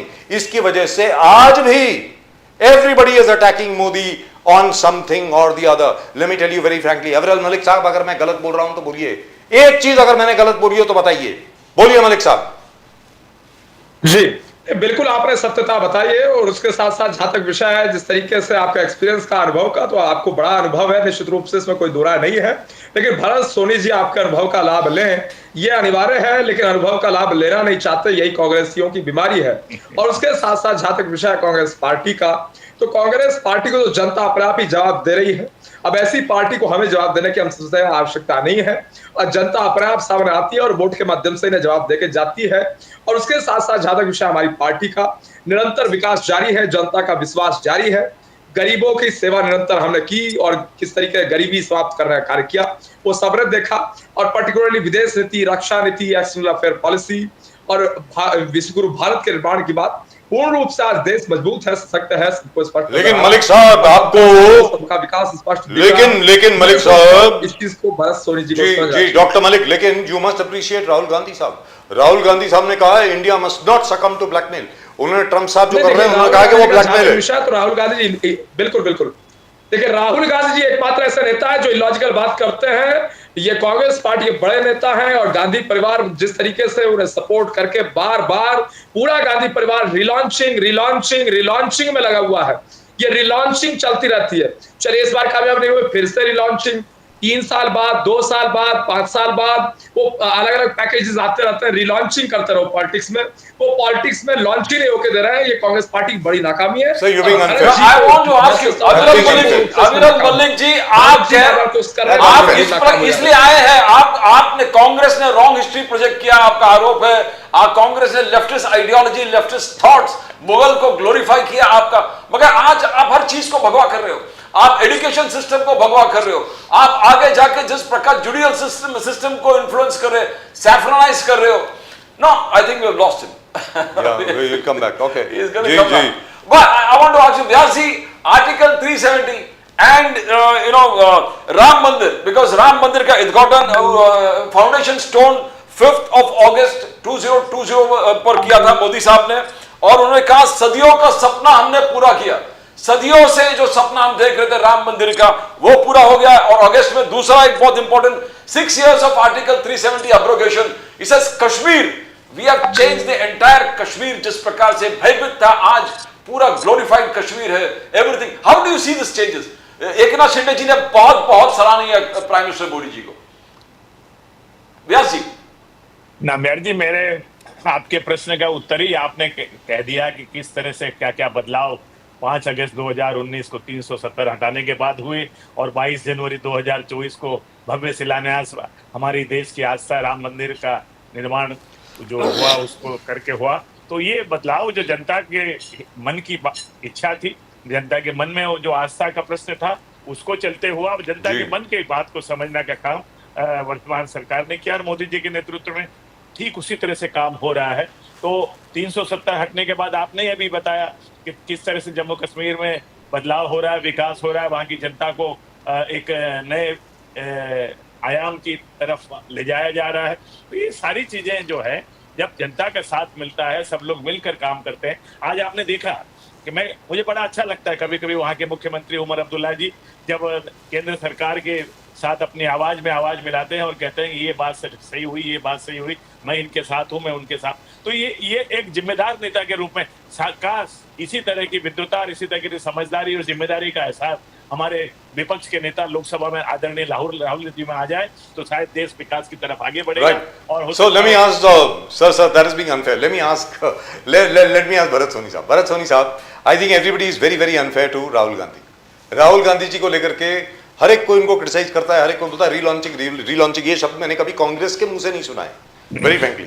Congress के मुंह से मैंने कभी नहीं सुना है कि राहुल गांधी की रीलॉन्चिंग हो रही है, आज तक कभी मैंने ये नहीं सुना है। दूसरी चीज क्या है sir, do you remember when Atal Bihari Vajpayee ji became prime minister the first time? किसी को याद है?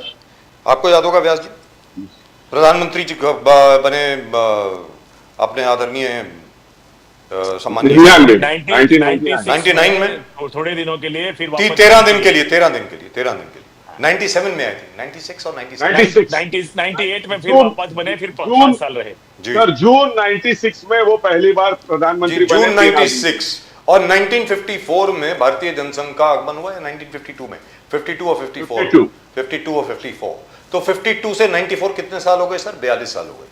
42 साल लग गए भारतीय जनसंघ को अपने भारतीय जनता पार्टी के रूप में, जो कि 1980 में लॉन्च हुई थी, सत्ता में आने के लिए। कोई तो ये नहीं बोलता कि Atal Bihari Vajpayee was responsible for losing 100 elections, Atal Bihari Vajpayee has been relaunched. कोई नहीं बोलता सर। तो ये राहुल गांधी के ही प्रति इतना स्नेह क्यों है? भरत सोनी साहब आप बताएं। Because Congress has ruled the country for about 60 years, 58 or 60 years, from whatever I remember. And after that, the Congress has won so many elections. They've also lost elections. And each time, Rahul Gandhi was not the president of the Congress. It was not being led by him. तो भरत सोनी साहब, ये क्या बात है कि बार बार एक तो राहुल गांधी पप्पू है, फिर कहा जाता है कि राहुल गांधी के नेतृत्व में कांग्रेस हारी है। ये क्या है? बताएं सर भरत सोनी साहब please. Where are you failing to get your message across? जब जमीन अधिकरण बिल जब लाने वाले थे 2004 में जी, तब राहुल गांधी जी ने उसका विरोध किया था। ये पूरे देश में जो चल रहा है सर, ये जमीन को हड़पना, जमीन अधिग्रहण करना, आदिवासियों की जमीन लेना, इसके ऊपर सारा काम चल रहा है सर। आप देखिए कहीं भी जहां पर ज्यादा मिनरल्स है, जहां पर ज्यादा जमीन ज्यादा इंपॉर्टेंट है, वैसी जगह को अधिग्रहण करना, और वहां के मुख्यमंत्री बदले जा रहे हैं, वहां के दूसरे पार्टियों को लेके उसको साम दाम दंड भेंट करके उसको आप बीजेपी ज्वाइन करो या ये करते हैं, आप ये करो या ये कर रहे, ऐसे करके इनको ये लाया गया। इसलिए उसके पहले का टाइम देखिए, राहुल जी को हर एक बोलता था ये यूथ आइकन है, ये यूथ लीडर है, देश को।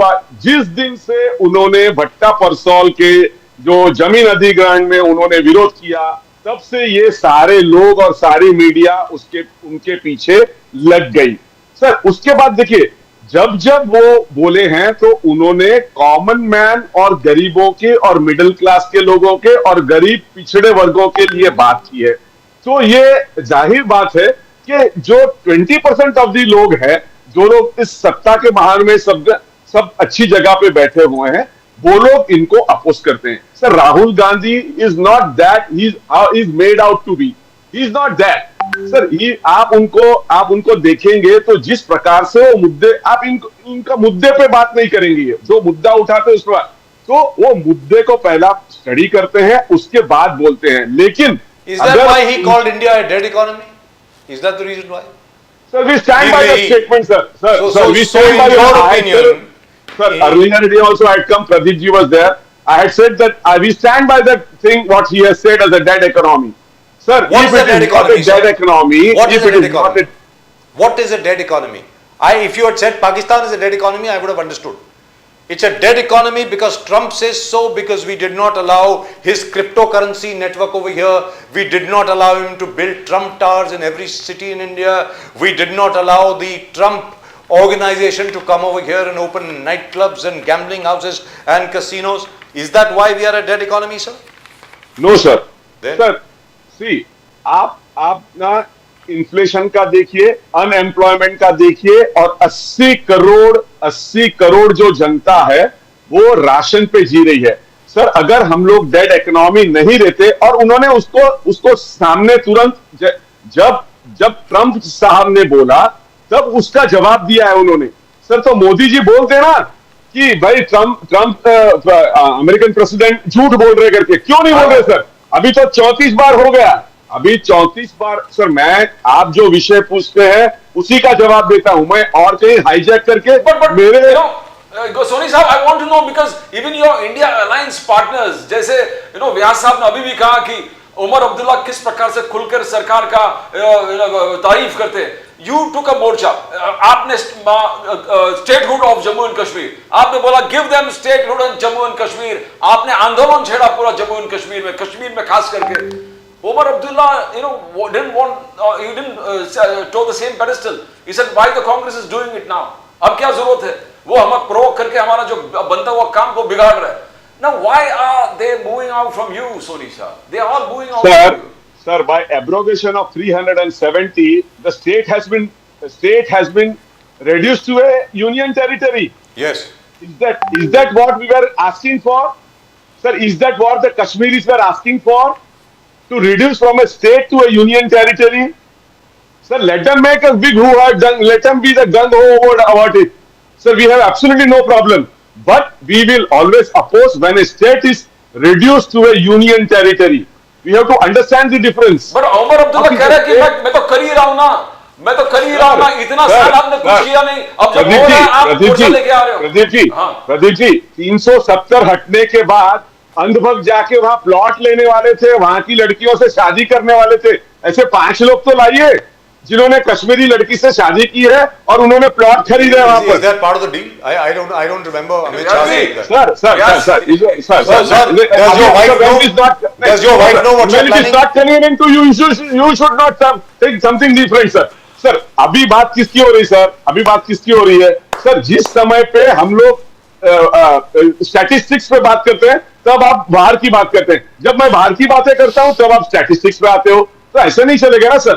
सर जब भी ये आर्टिकल 370 नहीं हटा था तब क्या बोला जा रहा था, तब पब्लिक ओपिनियन क्या क्रिएट किया जा रहा था कि भाई ये हटने से ऐसे ऐसे होगा, तो बताइए ना सर।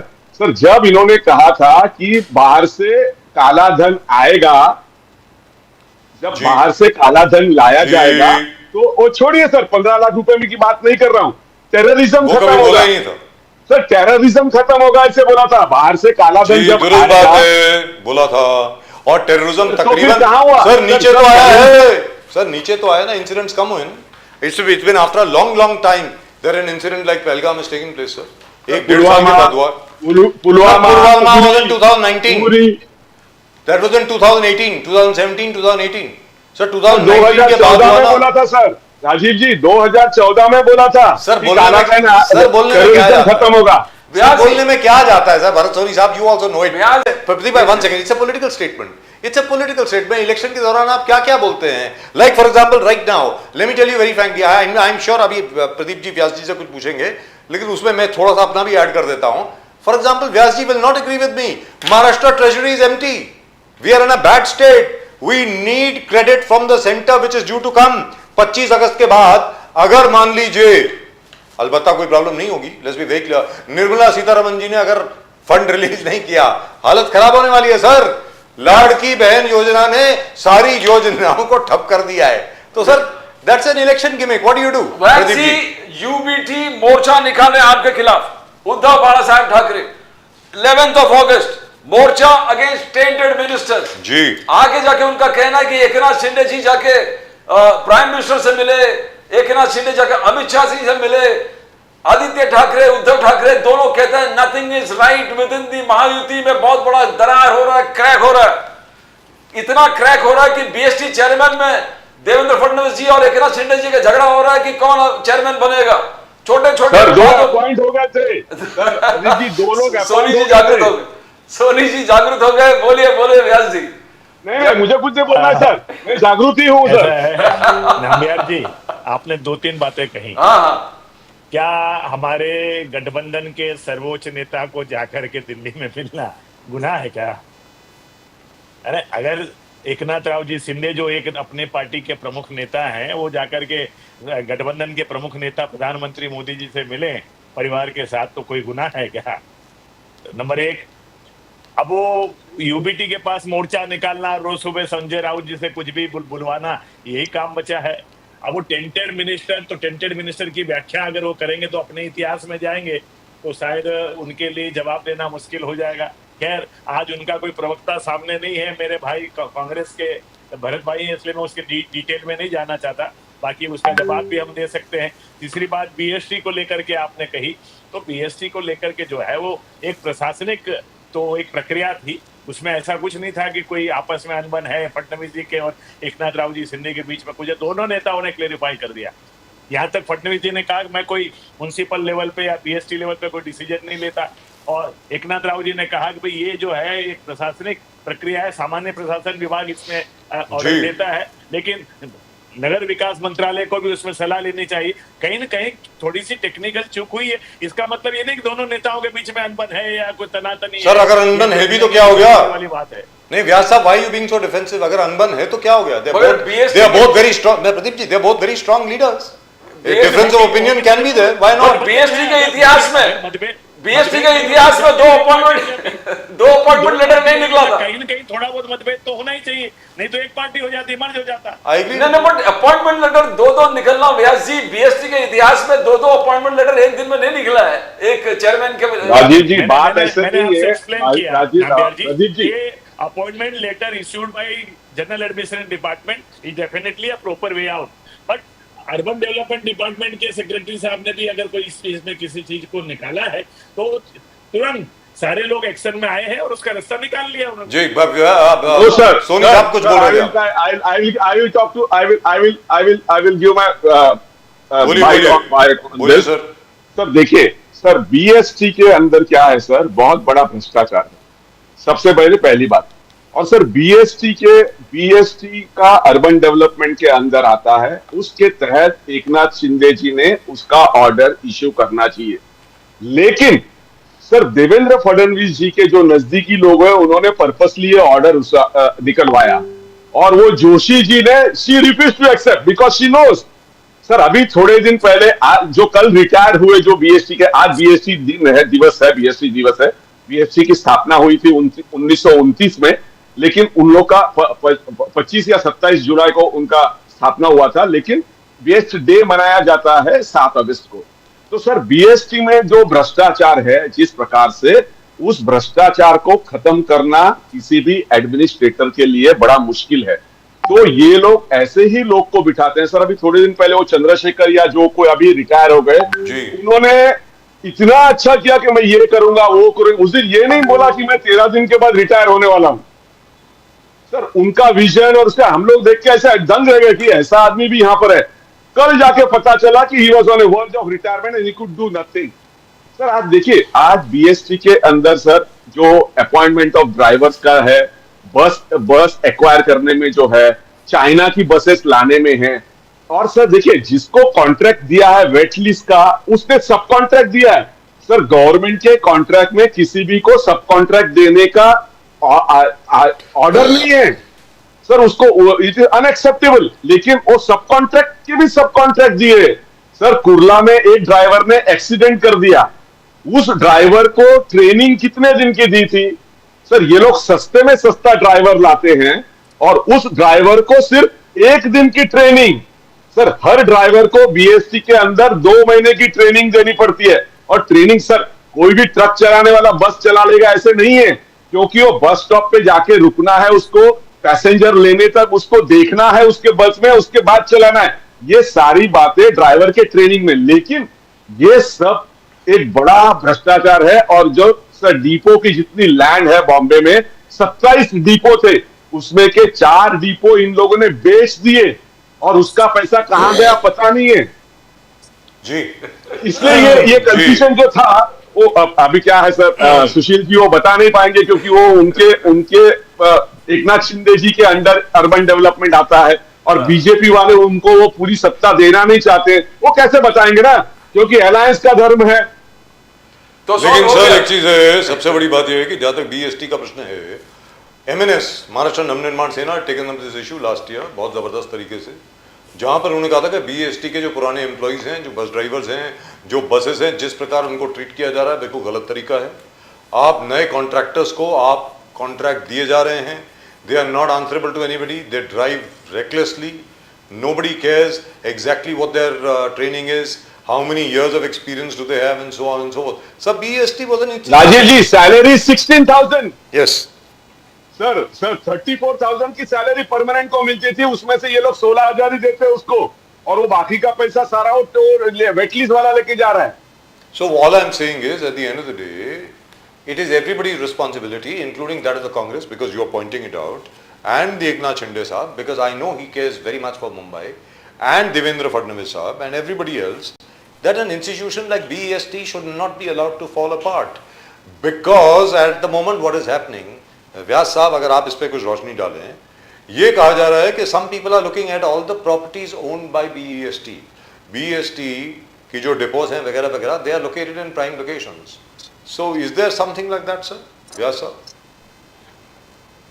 मैं आपके माध्यम से और आपके चैनल जो पूरे राष्ट्रीय स्तर पर सब जनता इसको देख रही है, सर चाइना में भी देखते हैं आश्वस्त करना चाहता हूं, जी, कोई भी काम ऐसा नहीं होगा जिसमें जनता के साथ धोखा होगा या मान लो जनता की जो ये प्रॉपर्टी है जिसका दुरुपयोग होने दिया जाएगा। जनहित में सारे इसके उपयोग होंगे और डिपो बेच दिए जाएंगे तो बसें कहाँ खड़ी रहेगी। तो ये तो सोच बोलने से पहले सोचने वाले कहने वालों को सोचना चाहिए कि इस तरह के निश्चिंत रहिए। 4 डिपो बेच दिए होने नहीं गए, जा रही। 4 डिपो बेच दिए गए सर लोग कहते हैं ना, 4 डिपो बेच दिए गए और 3300 बसेस थी, उसमें से अभी सिर्फ 1300 बसेस है और उसमें भी 300 ही बीएसटी की है, बाकी की 1000 बसेस वो वेटलिस्ट वाले की है। सर एकनाथ शिंदे जी के थाना के अंदर सीनियर सिटीजन को फ्री है, मुंबई में नहीं है, मुंबई में नहीं है। सर हम तो कहते हैं कि एकनाथ शिंदे जी बीएसटी का चार्ज ले और ये सारा और मुख्यमंत्री बने और एक बार फिर मुख्यमंत्री बने महाराष्ट्र के। करेक्ट है, हम तो कहते हैं मुख्यमंत्री बने हो सर, उनको तो फंसाया गया, उनके साथ गद्दारी हुई सर, व्यास जी क्या साथ धोखा हुआ सर। सर चुनाव लड़ा गया, एकनाथ शिंदे जी के नेतृत्व में, सर चुनाव लड़ा गया एकनाथ शिंदे जी के नेतृत्व में, वो उनके नेतृत्व में लोगों ने मैंडेट दिया है। सर आपका नाम भरत सोनी है कि शकुनी सोनी है, मतलब भरत सोनी साहब। ऐसा मैं हरगिज नहीं करता हूं सर, मेरे को सर मुझे महाराष्ट्र का हित देखना है सर, मुंबई का हित है, मैं मुंबई में बॉर्न हूं तो मैं मेरे मुंबई के प्रति ऐसे कोई करता, मैं खुद बस में आज भी ट्रैवल करता हूं सर। मेरे ये जो इनपुट्स है, मैं खुद सेकंड क्लास में ट्रैवल करता हूं, ट्रेन में और बसेस में ट्रैवल करता हूं सर। राइट, थैंक यू लोग जेंटलमैन। भी मुझे हंसते हैं कि ये इसके पास कार होने के बावजूद ये बस में ट्रैवल करता है। Thank you very much Bharat Soni साहब। जी मैं एक वाक्य कहना चाहता हूँ, बोलिए सर। भाई का बहुत तहे दिल से, दिल के अंदरूनी कोने से शुक्रगुजार होगा आज उन्होंने मेरे नेता को पब्लिकली माना कि उनका नेता बनना, उनके नेतृत्व में महाराष्ट्र का चलना, सर महाविकास आघाड़ी के वही नेता थे और महाराष्ट्र की जनता के हित में है कि उनका नेतृत्व आवे। और एक चीज और कहना चाहता हूं, जो एसआईआर बिहार को लेकर के नाबियार जी ने मेरे से प्रश्न पूछा, मैं आपसे बात करते करते अभी मैंने चेक किया, 3 बजे आज इलेक्शन कमीशन ऑफ इंडिया ने ऑफिशियली डाला है 32,532 32,532 एप्लीकेशंस आई हैं। ये या तो नया नाम लिखवाने के लिए या जो नाम कट गए हैं उनको ऑब्जेक्शन करने के लिए, none of them is from any political party including Congress और आरजेडी। जी right gentleman, thank you very much, great pleasure talking to you and I really and truly hope what Amitabh Kant suggested will actually be done by the government of India. We will use these Trump tariffs as a huge opportunity. I hope it happens. Thank you, gentlemen. Namaskar. Thank you. Jai. जय भवानी जय शिवाजी। जय भवानी जय शिवाजी, वंदे मातरम, भारत माता की जय। Thank you. Well, I really and truly hope it happens, because as far as Mr. Trump is concerned, he's not stopping. I think he's going to come up with something else by tomorrow, day after. His 4 years term, all will end in the tariff war. At the end of his term, US will be so totally isolated. And the people of America will have to pay through their nose. Exactly, sir. They'll have to pay at least 4 times, 5 times more for what they're getting right now. Prices are already going up in the United States of America in spite of Trump's best efforts. Now, for example, the Department of Statistics in the United States of America, they released numbers with regard to inflation, with regard to labor, etc., etc. Trump didn't like those numbers, so he fired the chief statistician. He just sacked him. So, he does not like the Fed chairman, that is the Federal Bank of the United States of America, equivalent of the Reserve Bank of India in the USA. Now he's looking for a new Fed chairman. Now, similarly, he's done everything. I mean, this is like crazy. What is going if Trump on? believes that he can take on India and bring Prime Minister Modi to the table, to talking table discussion by threatening India. India Won't happen. is not India that was 20 years back. Sir, even 20 years ago, we wouldn't have agreed. Yeah, we wouldn't have agreed. Now you're putting the bait, calling Pakistan so-called Field Marshal Munir 10 times, IE, come to US. We're तो going to- करिए ना sir, किसने मना किया? We're आप going to make oil. So we are we're all- going to explore and create oil basins in Pakistan, and India will buy from there. What kind of are you threatening the Indian Prime Minister? When you threaten the Indian Prime Minister, the whole country stands together with him. That's the right. whole country stands together with him. Nobody is going to believe that he's BJP or Congress. Though the leaders He might should differ, realize- the people of the country are one. The He people should- of the country are one, Mis- and they don't like India to be bullied at no count, and at least, especially not now. You can't Mis- bully India to come and sit at the table. Mr. Trump should realize he has a limited term. This is his last term as president. No American president can have more than 2 terms, right? ये इनकी second term है. 4 साल के बाद इनको good bye करना पड़ेगा. ये दोबारा चुनाव में खड़े नहीं हो सकते. Mister Modi does not have any such compulsions. Modi साहब वापस खड़े होंगे चुनाव में, याद रख लेना. और दूसरी चीज जो आपने अभी भी कहा प्रदीप जी, अगर ट्रंप साहब इस तरीके से धमकी देंगे भारत को, तो भारत तो एकजुट है ही, अभी और ज्यादा एकजुट हो जाएगा आपके खिलाफ. पहले भी हम देख चुके हैं, दोबारा देख लेंगे, कौन सी बड़ी बात है. तकलीफ आपको होने वाली है साहब. India is quite used to sanctions, unavailability of a few things here, there. What have you got to give us anyway? We don't want your F-35. We don't want your cryptocurrency. We do not want your Trump towers. We do not want your Trump golf courses. We do not want your Trump casinos. We don't. That's it. And End of your story. slogan that India wants America more than America wants India is all bullshit. Nobody don't want it. India doesn't require you anymore. We are finding, as Obama himself said, they moved out of the table, discussion table very quietly. They will Yes. not come back again. They are looking for new pastures, they're looking for new markets, and they will get it because they are in a And we shall commanding get it. position. And we shall get it. Yes. क्योंकि BRICS का भी एक और summit होने वाला है. आज अजीत डोभाल साहब व्लादिमीर पुतिन से मिले हैं. उसके बाद व्लादिमीर पुतिन साहब ने कहा है मोदी जी को कि भैया वो जी जिनपिंग साहब जो हैं उनके साथ एक समिट करिए. There will be a summit between Vladimir Putin, Narendra Modi and chairman Xi Jinping of China. उसके बाद आप जितना मर्जी उछल लीजिए ट्रम्प साहब, जो मर्जी कर लीजिए. As far as we are concerned, please do remember, India is a 10,000-year-old civilization. We have survived it all. As far as you are concerned, Mr. Trump, you're not even a blip on India's timeline. He should realize that. Anyway, that's it. That's all we've got for you in tonight's show. आज के show में सिर्फ इतना ही. Channel को subscribe जरूर करिए अगर आपने अभी तक नहीं किया है. Please do subscribe to the channel. The fastest growing channel of the nation, Nation Now. Nation Now, your channel. और that's it. We'll of course be back tomorrow. तब तक के लिए नमस्कार. जय हिंद, जय महाराष्ट्र, जय भवानी, जय Shivaji, Vande Mataram. One day, Matan. Bharat माता की जय. जय हिंद. Jai Hind.